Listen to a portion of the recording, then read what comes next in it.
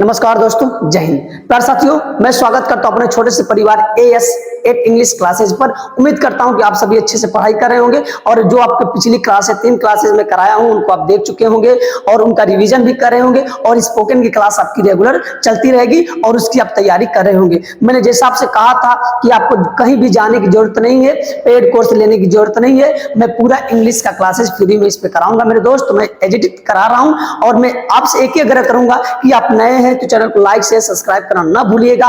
और आगे हम लोग चलते हैं अपने टॉपिक की तरफ। जैसा कि आप थंबनेल पे देख ही चुके होंगे कि आज की जो टॉपिक है मेरे दोस्त, यूज ऑफ मॉडल्स वर्ब है कि मॉडल्स वर्ब का यूज कहां कहां होता है मेरे दोस्त। इन सारी चीजों को हम लेकर चलेंगे। तो आज ही हम लोग बात करेंगे मॉडल्स के बारे में। तो मॉडल से पढ़ने से पहले दोस्तों में हम लोग एक चीज पढ़ेंगे जिसका नाम है वर्ब। क्या है दोस्त? वर्ब। और वर्ब को हम लोग कहते हैं हिंदी में क्रिया। क्या कहते हैं मेरे दोस्त? क्रिया कहते हैं। उम्मीद करता हूं कि ये क्रिया के बारे में आप जानते होंगे। जैसा कहा जाता है कि verb is the king of the sentence, यानी जो वर्ब है वो वाक्य का क्या मेरे दोस्त? राजा है, यानी किंग है। चलिए, अगर वर्ब की बात की जाए तो मेरे दोस्त वर्ब को 2 भागों में बांटा गया है। कितने भागों में? 2। उम्मीद करता हूं कि आप पहले पढ़ चुके होंगे। चलिए, तो 2 भाग कौन कौन से मेरे दोस्त? आइए, इसको 2 भागों में बांटा गया है। एक आपका है मेरे दोस्त मेन वर्ब। क्या है? मेन वर्ब है मेरे दोस्त। ठीक है, इसे हम लोग हिंदी में कहते हैं मुख्य क्रिया। क्या कहते हैं मेरे दोस्त? मुख्य क्रिया कहते हैं। ठीक है, उसके बाद आपका आता है मेरे दोस्त एक्सिलरी वर्ब। क्या आता है? एक्सिलरी वर्ब आता है। एक्सिलरी वर्ब को मेरे दोस्त हम लोग कहते हैं हेल्पिंग वर्ब। क्या कहते हैं मेरे दोस्त? हेल्पिंग वर्ब भी कहते हैं। इसी एक्सिलरी वर्ब को हम लोग कहते हैं। तो मेन वर्ब और एक्सिलरी वर्ब में फर्क क्या है मेरे दोस्त? आइए इनके बारे में थोड़ा हम लोग जान लें, उसके बाद हम लोग चलते हैं। आपका जो स्पोकन का क्लास है, थोड़ी सी मैं बेसिक पे चलूंगा, उसके बाद स्पोकन को लेकर चल रहा हूं। बिकॉज आपका बेसिक मुझे पता है कि कमजोर है और उसी बेसिक को बनाने के लिए मैं आपको साथ जुड़ा हूं मेरे दोस्त। आइए, तो मेन वर्ब बेसिकली क्या है, पहले हम लोग मेन वर्ब के बारे में पढ़ेंगे मेरे दोस्त कि मेन वर्ब कहते क्या है। पूरे इसी मेन वर्ब में आपकी पूरी टेंस की टॉपिक समा, पूरा कंफ्यूजन ही दूर मेरे दोस्त। कैसे? देखिए, अगर मैं बात करूं मेन वर्ब को, तो मेन वर्ब को हम लोग बांटते हैं कितने में? 5 भागों में। कौन कौन से मेरे दोस्त? आइए, मेन वर्ब का जो 5 भाग है, एक को हम लोग बोलेंगे V1, V2 और बोलेंगे V3 और V4 और इसको बोलेंगे हम लोग V5। अब मेरी बात ध्यान सुनिएगा मेरे दोस्त। जो इसका नाम है V1 को हम लोग नाम देते हैं प्रेजेंट का। क्या नाम देते हैं मेरे दोस्त? प्रेजेंट नाम देते हैं। और V2 को हम लोग नाम देते हैं पास्ट और V3 को हम लोग नाम देते हैं परफेक्ट। क्या नाम देते हैं मेरे दोस्त? परफेक्ट। इसको नाम देते हैं कॉन्टिन्यूअस। क्या नाम देते हैं मेरे दोस्त? कॉन्टिन्यूअस। इसको नाम देते हैं सिंपल। क्या चीज? Simple present. इसको नाम देते हैं मेरे दोस्त सिंपल प्रेजेंट। अब बात आ जाए कि सर जी टेंस और टाइम और टेंस में क्या डिफरेंस है या क्या फर्क है मेरे दोस्त? तो टेंस जो आपका 2 प्रकार के हैं मेरे दोस्त। कितने प्रकार के? 2 प्रकार के, प्रेजेंट और पास्ट। फ्यूचर तो बनाया गया है किससे? प्रेजेंट से। कैसे प्रूव करेंगे दोस्त?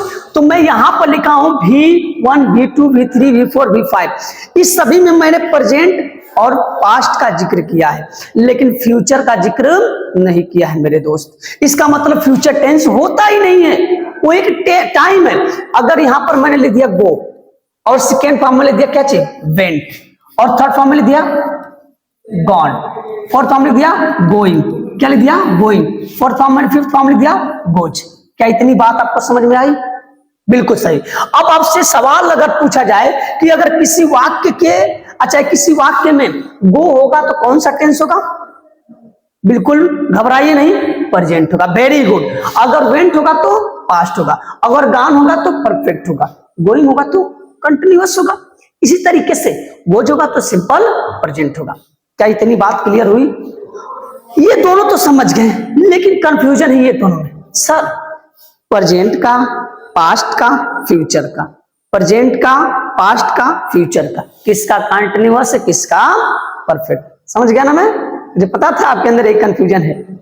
आगे ना, चलिए तो हम लोग पहले इसके बारे में बात करेंगे दोस्त कि कैसे पहचानेंगे। इससे पहले मैं आपको बता दूं कि अगर हिंदी में लिखा रहता है जिस वाक्य अंत में ता है, ती है, ते है, प्रेजेंट इंडिफिनिट, रहा है, रही है, प्रेजेंट कंटीन्यूअस, चुका है, चुकी है, चुके हैं, आपका प्रेजेंट परफेक्ट, रहा है, रही है, समय के साथ है तो प्रेजेंट परफेक्ट कंटीन्यूअस, ता था, ती थी, ते थे, पास्ट इंडिफिनिट, रहा था, रही थी, रहे थे, पास्ट कंटीन्यूअस, चुका था, चुकी थी, चुके थे, पास्ट परफेक्ट, रहा था, रही थी, रहे थे, समय दिया रहेगा तो future sorry past perfect, past perfect, और रहा था, रही थी, समय के साथ रहेगा तो पास्ट परफेक्ट कंटीन्यूअस मेरे दोस्त। इसी तरीके से गागीगे फ्यूचर इंडिफिनिट, रहा होगा, रही होगी, रहे होंगे, आपका फ्यूचर कंटीन्यूअस, चुका होगा, चुकी होगी, चुके होंगे, फ्यूचर परफेक्ट, रहा होगा, रही होगी, रहे होंगे, फ्यूचर परफेक्ट कंटीन्यूअस प्लस समय दिया रहेगा मेरे दोस्त। इतनी बात समझ में आएगी? वो तो हिंदी हो गया, लेकिन इंग्लिश में कैसे पहचानेंगे मेरे दोस्त? अगर हमको देखना होगा कि प्रेजेंट का है तो कैसे पहचानेंगे, तो मैं यहां पर कुछ आपको टिप्स बता रहा हूं। ये मैं लिख दे रहा हूं प्रेजेंट, प्रेजेंट का परफेक्ट, अगर इसमें जुड़ा होगा हैज और हैव तो किसका होगा मेरे दोस्त? प्रेजेंट का होगा। मैं लिख रहा हूं पास्ट, क्या लिख रहा हूं? पास्ट। अगर पास्ट में क्या जुड़ा होगा? हैड के साथ V3 होगा, गान होगा, तो किसका? Past perfect. इसी तरीके से आपको मैं लिख दे रहा हूं क्या चीज? फ्यूचर, क्या लिख दे रहा हूं? फ्यूचर। तो फ्यूचर में आपका रहेगा विल, क्या रहेगा मेरे दोस्त? विल और हैव, विल और हैव, और इसके बाद क्या रहेगा मेरे दोस्त? शैल और हैव। क्या इतनी बात समझ में आपको आई कि नहीं आई?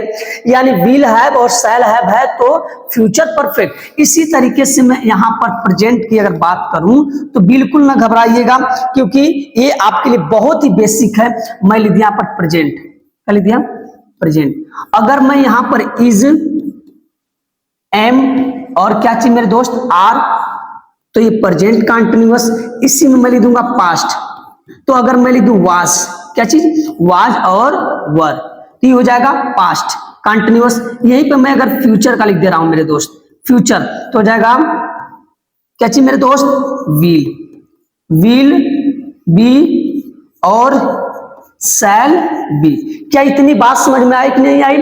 अगर जिस वाक्य में गान होगा या चाहे कोई भी थर्ड फॉर्म होगा, कोई भी थर्ड फॉर्म होगा, अगर हैज और हैव है तो प्रेजेंट परफेक्ट, अगर हैड है तो पास्ट परफेक्ट, और विल हैव है, शैल हैव है, तो आपका क्या हो जाएगा? Future perfect. इसी तरीके से कंटिन्यूअस, इज एम आर है तो प्रेजेंट का, वाज वर है तो पास्ट का, विल भी और शैल भी है तो फ्यूचर का। क्या इतनी बात समझ में आपको आई? चलिए, अगर आ गई तो हम लोग चलेंगे दोस्त मेरे यहाँ आगे चलेंगे। तो जिस वाक्य में V1 कौन सा tense? V2 past, V3 perfect, V4 continuous, V5 पर सिंपल प्रेजेंट। अब टेंस पहचान लेंगे, कोई भी टेंस होगा पहचान लेंगे। चलिए मैं थोड़ा सा आपका टेस्ट ले रहा हूं। अगर यहां पर मैं लिख दिया I have gone, I have gone to Delhi, मैं कहां जा चुका हूं मेरे दोस्त? दिल्ली। तो बताइए कौन सा टेंस है? आपने देखा V3, तो अब परफेक्ट हो गया, लेकिन ये हो गया आपका हैज और हैव, तो किसका हो गया? प्रेजेंट का। तो प्रेजेंट परफेक्ट। क्या इतनी बात समझ में आई? Very good. अगर मैंने दिया कि she was reading, she was reading a book, she was reading a book, वो एक किताब पढ़ रही थी, तो बताइए वाज है तो आपका पास्ट, क्या हो जाएगा? पास्ट। और इसमें आईएनजी है तो कंटिन्यूअस, तो क्या हो गया? Past continuous. कोई डाउट? अगर मैं लिख दिया कि सी गोस टू स्कूल, वो स्कूल जाती है मेरे दोस्त, गोज कौन सा टेंस? Simple present. तो क्या नाम हो गया पूरे टेंस का? Simple present. क्या अब भी कोई डाउट होगा? अगर डाउट है तो बिल्कुल बोलिए। अगर यहां तक समझ में आया तो आगे चलते हैं। चलिए बहुत अच्छा, आइए अब आते हैं हम लोग अपने टॉपिक पे। ये तो हो गया मेन वर्ब। अब इस मेन वर्ब के बाद हम लोग का क्या बचा था मेरे दोस्त? Axillary verb. एक्सिलरी वर्ब को भी देख लिया जाए, क्या है एक्सिलरी वर्ब? आइए एक्सिलरी वर्ब के लिए मैं अलग स्लाइड ले रहा हूं, लिखिए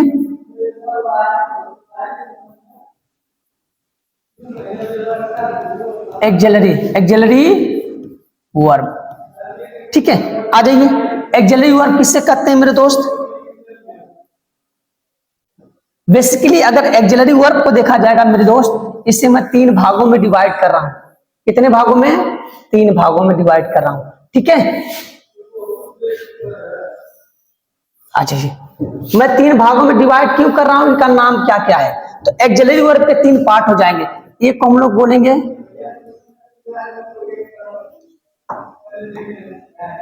ठीक है, एक को बोलेंगे हम लोग प्राइमरी वर्ब, एक को हम लोग बोलेंगे मॉडल्स, एक को बोलेंगे सेमी मॉडल्स। यानी कि ये सेमी मॉडल्स, इसका मतलब होता है कि अर्ध मॉडल्स हैं और मॉडल्स। आइए एक एक हम लोग जानते हैं। अगर मैं यहां पर लिख दूं इज, एम आर, यहां पर मैं लिख दूं वाज और क्या चाहिए वर, यहां पर मैं लिख दूं डू और डज, यहां पर मैं लिख दूं डिड, क्या लिख दूं मेरे दोस्त? डिड, और मैं लिख दूं हैड। इसके बाद मैं लिख दे रहा हूं क्या चाहिए हैव, और आपका मैं लिख रहा हूं हैज। क्या इतनी बात समझ में आई? काउंट करो, 3 2 5 6 7 8 9 10 11। तो कितने प्राइमरी वर्ब? 11। इनको क्या बोलेंगे हम लोग? प्राइमरी वर्ब बोलेंगे। इसके बाद आ जाइए मॉडल्स। मॉडल्स लिखिए कैन, कुड और आपका क्या चाहिए मे। इसके बाद मैं लिख दे रहा हूं माइट, मस्ट, माइट और मस्ट। उसके बाद मैं लिख रहा हूं वुड, वुड के बाद मैं लिख रहा हूं विल, और विल के साथ आपको पता ही है कि सेल आता है, और सेल के बाद मैं आपको लिख रहा हूं क्या चीज? शुड। क्या चीज मेरे दोस्त? शुड। इसके बाद मैं लिख रहा हूं आउट टू। काउंट करो 1 2 3 4 5 6 7 8 9 10। तो क्या हो गए? कितने हो गए? 10। यानी कि प्राइमरी की संख्या 11 और मॉडल्स की 10। अब आते हैं 3, इसको हम लोग बोलते हैं सेमी। तो लिखिए यूज टू, इसके बाद लिखिए नीड, और क्या चाहिए आपका? डेयर। ये कितने हो गए? 3। तो मिलकर कितने हो गए? 24।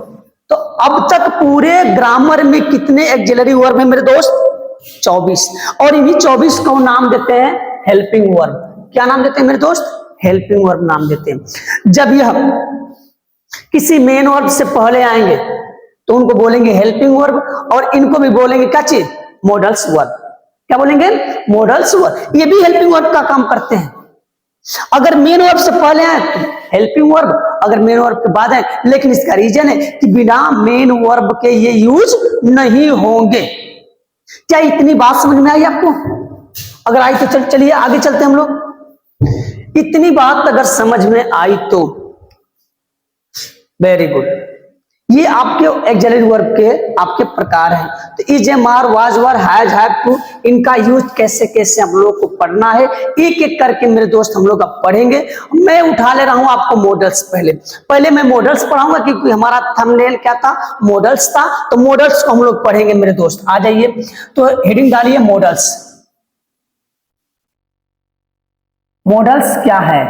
ठीक है, तो लिखिए मॉडल्स एक ऐसा शब्द है जो अपने साथ मेन वर्ब लेता है। और मैं एक चीज आपको बता दूं कि थोड़ा सा इसको लिखिएगा, यानी मॉडल्स, मॉडल्स के साथ हम टू का प्रयोग नहीं करते हैं। पहली पॉइंट। अगर दूसरी पॉइंट अगर मेरा देखा जाए मेरे दोस्त, तो मॉडल्स के साथ हमेशा, ठीक है, मेन वर्ब प्रयोग होता है। मॉडल्स के साथ हमेशा क्या प्रयोग होता है? मेन वर्ब प्रयोग होता है। ये 2 बातें आपको याद रखना। और उसके बाद लिखेंगे तीसरी पॉइंट, ठीक है, मॉडल्स के साथ हमेशा, ठीक है, V1 का प्रयोग होता है। अगर इतनी बात समझ में आई तो आगे चलूं मैं दोस्त। मॉडल्स के साथ टू का प्रयोग नहीं होता है। मॉडल्स हमेशा मेन वर्ब के साथ प्रयोग होता है। हमेशा मेन वर्ब मॉडल्स के साथ हमेशा मेन वर्ब प्रयोग होता है, मेन वर्ब के साथ हमेशा V1 का प्रयोग होता है। चलिए, क्या इतनी बात क्लियर है? वेरी गुड, बहुत अच्छा, शानदार। आ जाइए, अब हम लोग पढ़ते हैं मॉडल्स क्या है। तो पहले मैं अगर एक बात उठा लूं शुड का, क्या मैं उठा लूं मेरे दोस्त? एक आपका है शुड, क्या है? शुड। एक आपका है कैन, एक आपका है कुड, ठीक है, और एक आपका है मस्ट, क्या है? मस्ट है, ठीक है, और एक आपका है और टू, ठीक है। लेकिन यहां पर मैं थोड़ा सा आपको देखूं कि इनमें से थोड़ा सा, जैसे ये पास्ट हो गया और ये तीनों, अभी मैं 1 2 3 4 5 ही 2 3 5 ही मॉडल्स उठाया हूं, 5 को मैं अभी बताऊंगा। इससे पहले मैं इसका पेयर बना दे रहा हूं। अगर मैं दोस्त कहूं कि शुड और आपका मस्ट, अगर मैं कहूं कि ought to, अगर इन दोनों का जो प्रयोग है वो किसके लिए होता है मेरे दोस्त? चाहिए के लिए होता है। किसके लिए होता है? चाहिए के लिए होता है। तो क्या ये गलत है? नहीं, बिल्कुल नहीं गलत है। ये तीनों का अर्थ क्या होता है? चाहिए शब्द होता है। तो अगर मैं इनको अभी मिटा दे रहा हूं, इनको मैं मिटा दे रहा हूं, ठीक है, इनको मैंने मिटा दिया। मैंने मॉडल्स में से 3 वर्ड उठाए, शुड, मस्ट और ought to। मैं 10 को पढ़ाऊंगा, लेकिन जो सिमिलर है पहले उसको मैं पढ़ाऊं, जिनका यूज बहुत ज्यादा है। तो अगर मैं शुड की बात करूं, मस्ट की बात करूं और ought to की बात करूं, तो इन तीनों की हिंदी आती है चाहिए। लेकिन कैसे यूज करेंगे? बात तो ये पूछ रही है, यूज कैसे करेंगे? तो चलिए इसी को मैं आपको क्लियर, यानी जो डाउट है उसी को क्लियर करने के लिए मैं यहां आया हूं मेरे दोस्त। आइए, अब आइए लिखते हैं यूज ऑफ शुड, ठीक है, यूज ऑफ शुड, यानी शुड का यूज क्या होता है और कहां करते हैं मेरे दोस्त। बिल्कुल आसान भाषा में समझेंगे तो लिखिए, रूल में शुड का प्रयोग हम सलाह देने व सलाह देने व सलाह लेने के लिए करते हैं। क्या इतनी बात समझ में आ रही है कि नहीं आ रही है? यहां तक समझ में बात आई कि नहीं आई कि शुड का प्रयोग जो है मेरे दोस्त वो सलाह देने और सलाह लेने के लिए करते हैं। जैसे अब इसकी हिंदी आपको पता है कि इसका जो अर्थ है मेरे दोस्त, इसका अर्थ हम क्या निकालते हैं? चाहिए निकालते हैं। क्या निकालते हैं? चाहिए निकालते हैं। आ जाइए, जैसे चाहिए निकालते हैं, मैं यहां पर थोड़ा इसको स्लाइड ऊपर कर दे रहा हूं मेरे दोस्त। अब आ जाइए, ये आपका है सब्जेक्ट, सब्जेक्ट के बाद हमने लिख दिया शुड, और शुड के बाद लिख दिया V1, और V1 के बाद ऑब्जेक्ट, मैंने लिख दिया शुड। क्या लिख दिया? शुड। और शुड के बाद मैंने लिख दिया नॉट, और नॉट के बाद लिख दिया V1, उसके बाद ऑब्जेक्ट। इसके बाद मैंने लिख दिया इंट्रोगेटिव में, क्या लिख दिया? शुड, सब्जेक्ट, V1, उसके बाद ऑब्जेक्ट, ठीक है। इसके बाद मैंने लिया क्या चीज? क्वेश्चन वर्ड, और मैंने दिया शुड। शुड के बाद मैंने लिख दिया सब्जेक्ट, और सब्जेक्ट के बाद V1, उसके बाद ऑब्जेक्ट, उसके बाद क्वेश्चन वर्ड। उम्मीद करता हूं कि यहां तक का जो स्ट्रक्चर है आपको समझ में आया होगा, और आगे चलते हैं हम लोग कि आगे क्या इसका यूज है मेरे दोस्त। चलिए, तो अब ऊपर वाला को अफर्मेटिव बोलेंगे, इसे निगेटिव, और इसे इंट्रोगेटिव का फर्स्ट, इसे इंट्रोगेटिव का सेकेंड टाइप बोलेंगे। आ जाइए, अब सवाल किससे पूछेगा? अगर मैं लिख दूं कि उसे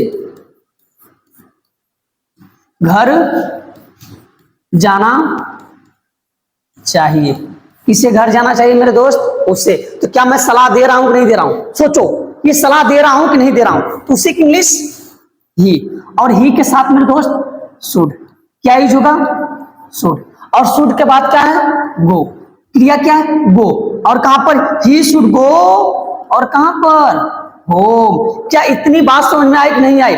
अगर इसी का मुझे निगेटिव बनाना होगा तो मैं लिख सकता हूं कि ही शुड नॉट गो और कहां पर, होम। क्या ये दो सेंटेंस समझ में आए कि नहीं आए? अगर मुझे बोलना होगा तुम्हें उसे घर जाना चाहिए, ही शुड गो। मुझे पढ़ना चाहिए, आई शुड रीड। तुम्हें लिखना चाहिए, यू शुड राइट। उसे बोलना चाहिए, यू शुड स्पीक। तुम्हें गाली नहीं देना चाहिए, यू शुड नॉट एब्यूज। मुझे आना चाहिए, मुझे कोचिंग में आना चाहिए, I should come in coaching. क्या इतना समझ में आया कि नहीं आया? चलिए, आया तो हम लोग आगे बढ़ेंगे मेरे दोस्त। इसका इंट्रोगेटिव कैसे पूछेगा, और इंट्रोगेटिव बताने के लिए मेरे दोस्त आ जाइए, मैं इसमें लिख दे रहा हूं, क्या तुम्हें एक पत्र लिखना चाहिए? क्या तुम्हें एक पत्र लिखना चाहिए, लास्ट में आपका हो जाएगा क्वेश्चन वर्ड। क्या तुम्हें एक पत्र लिखना चाहिए? इस क्या की अंग्रेजी हम लोग लिखेंगे मेरे दोस्त, शुड, क्योंकि इंट्रोगेटिव है तो शुड। उसके बाद यू, शुड यू, और लिखने का राइट, और क्या चीज, a letter. Should you write a letter, last में क्वेश्चन वर्ड। शुड क्या, यू मतलब तुम, और लिखने का राइट, एक पत्र का अ लेटर, तो should you write a letter. अब इसका इंट्रोगेटिव बनाना होगा तो बस क्यों, वाई लिख दो, why should I write a letter. उम्मीद करता हूं कि यहां तक की जो बातें आपको क्लियर हुई होंगी और यहां तक आप समझ गए होंगे, तो स्क्रीनशॉट ले लीजिए या कॉपी कलम लेके लिख लीजिएगा। इतना पहले हम लोग समझेंगे, अब इसका थोड़ा सा प्रैक्टिस करेंगे कैसे बोला जाता है मेरे दोस्त। चलिए हम लेके चलते हैं प्रैक्टिस की तरफ। प्रैक्टिस में क्या होगा मेरे दोस्त, अगर मैं लिख दूं कि हमें, ठीक है, खाना बनाना चाहिए, ठीक है, उसे दवा समय से